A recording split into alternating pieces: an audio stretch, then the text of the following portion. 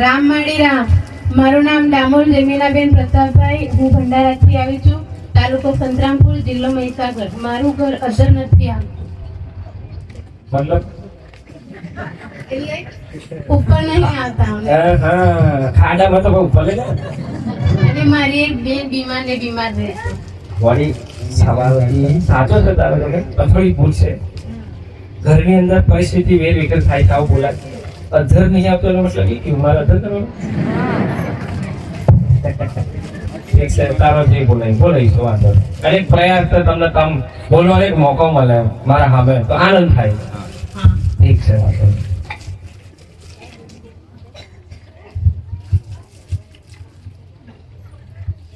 ડામોર હા. ડામોર ગીરા એ કોળજાઈ માતા લાગ છે. તારી બેન ડામોર સુરેખા. હા નહીં તારી બેન શું કરે છે? બીએ પતી ગયું છે એનું. હવે શું કરવાની છે? આટલામાંથી ઊભી જ નહીં થતી. થોડું ઘણું ઘરનું કામ કરે. શું થઈ છે? બીમાર ને બીમાર જ રહે છે. અમારું ઘર બનાવ્યું ને એના પછી અમે ત્યાં ગરબાડા રહેતા હતા.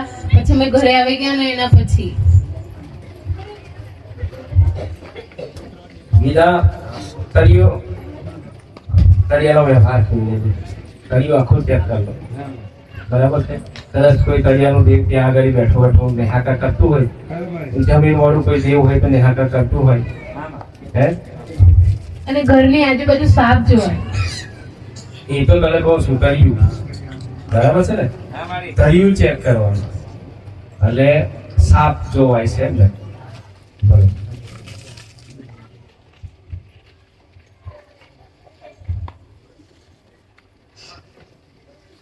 કોઈ જમીનનો દખા ખરા તમારે? અમારું ઘર બની ગયું ને પછી મારા કાકાનું એવું કેવું છે કે થોડુંક અમારામાં બનાવ્યું છે એમ. બસ બસ. 1 ફૂટ જેટલું આરામ કર્યું છે. હા એવું કે છે, મને નથી ખબર. એમ કે છે કે 1 ફૂટ જેટલું ગયું છે. મતલબ મારામાં આવી ગયું છે. હા તમે બનાવી દીધું છે કે છે. હા પથ્થર વાળી જગ્યા છે. એક આટલો પથ્થર રોપેલો તેને હા. એ જીસીબી થી જ્યારે પેલા ખાડા ને એવું કર્યું ને ત્યારે કઈક આગળ પથ્થર ઉપડી ગયો. હા. એને જ માથા કૂટશે. પણ મારી એવું કેવું છે કે જ્યારે અમારા ઘરનું જે પાયો ને એવું બધું કર્યું ત્યારે મારા દાદા ને ના સોરી મારી દાદી અને મારા કાકા તારો બધા જ હતા. તારો એ જે છે તારો વિવિધ કરવાવાળો અપંગ છે. હા હા. હા રાકેશ રાજેશ ડામોર. રાજેશ વિવિધ કરે છે. હા રાજેશને કહેવાનું આટલા પથરા તો હું આખા ડુંગરા ઉખડી ગયા તો અહીં નહીં ઉખાડી લીધું પથરા લાવી લે માથા કૂટ કરો. આખા ડુંગરા ગવડાવી લીધા. હા એટલે દાદી ને કાકાને મારે એવું કેવું છે કે જ્યારે તમે એ થતું હતું ત્યારે તમે હતા તો ત્યારે તમારે કેવું જોઈએ તમે થોડું આગળ પાછી કરી લેતા. હા અને બરાબર. હવે બનેલું ઘર થોડી તોડાય. ના હવે એનો ન્યાય એ થોડો અન્યાય છે. એનો અન્યાય છે. આવું એને ના કરવું જોઈએ. એનું મન રાજી રાખવું જોઈએ. બરાબર છે. અને એની પહેલા તો અમારા ઘરે આવીને બેસી ગયા છે, ઘર સારું છે આવું તેવું બધું કહીને ગયા છે. અને પછી મારા દાદી જોડે ગયા ને પછી મારા દાદી આમ કરીને કશું બતાવતા હતા. એના પછી મારા કાકાએ છે ને મારી બેનના મેરેજમાં અમારી જોડે બોલતા હતા. તો મેં એવું કીધું આપણે કોઈનો પ્રસંગ કેમ બગાડવો, જે હોય તે પછી. તો મારા મમ્મી લોકોએ ભેગા કર્યા પણ ત્યારે હું નોકરી કરતી હતી ને તો મને મોકલી દીધી હતી કારણ કે હું તો બોલી આપું એટલે મને મોકલી દીધી. ભલે એના જમીનના અંદર પ્રશ્નો છે. જમીનના પ્રશ્નોથી આજે બધું વિખવાદ થઈ ગયો છે. આજે ઠીક છે વાંધો નહીં. હું એમ કહું છું તારા ઘરમાં કોઈ કાળું કાળું કોટ જેવું કશું દેખાય છે?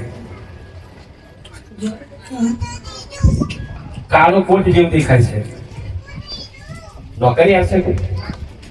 હા મારા પપ્પા નોકરી કરે. કોર્ટમાં? હા હા હા લાગ્યું.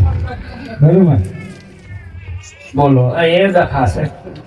શું કરવાનું?